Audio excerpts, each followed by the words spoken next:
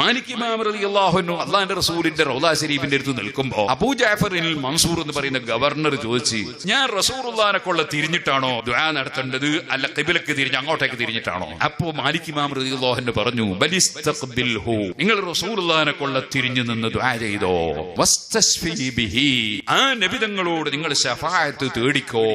എന്താ ഞാൻ അങ്ങനെ പറയാൻ? ഖദ് ഖാല തആല, അല്ലാഹു പറഞ്ഞിട്ടുണ്ട്, തെറ്റ് ചെയ്തു പോയവർ അല്ലാഹുവിന്റെ റസൂലിന്റെ സമീപത്ത് വന്ന് അവർ അല്ലാഹുവിന്റെ റസൂലിനോട് പറഞ്ഞു, എന്നിൽ തെറ്റ് വന്നു പോയി നബിയെ, തങ്ങൾ എനിക്ക് വേണ്ടി റെക്കമെൻഡ് ചെയ്യണേ, പടച്ചവനോട് എനിക്ക് വേണ്ടി തങ്ങളൊന്ന് റെക്കമെൻഡ് ചെയ്യണേ, ശഫാഅത്ത് ചെയ്യണേ, എന്റെ ദോഷം പൊറുക്കാൻ എന്ന് നബി തങ്ങളോട് പറയുകയും അതുപോലെ അല്ലാഹുവിനോട് അദ്ദേഹം തന്നെ പൊറുക്കൽ ചോദിക്കുകയും അല്ലാഹുവിന്റെ റസൂൽ അദ്ദേഹത്തിന് വേണ്ടി റെക്കമെൻഡ് ചെയ്യുകയും ഉണ്ടായാൽ അല്ലാഹു അവന് ദോഷം പുറത്തു കൊടുക്കുന്നവനായിരിക്കും.